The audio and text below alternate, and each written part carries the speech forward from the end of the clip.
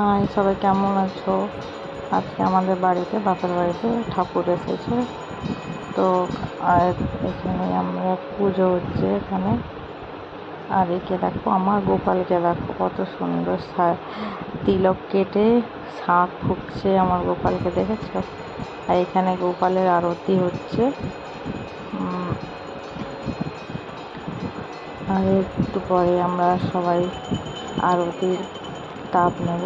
এখানে আমার জেঠি আমার ছেলেকে আরতির তাপ দিয়ে দিচ্ছে। বৌদি সবাই বসে আছে। আমি ওকে নাম করাচ্ছি, আমার নামবে না, কিছুতেই জোর করে নাম করালাম আমিও তাপ নেব বলে।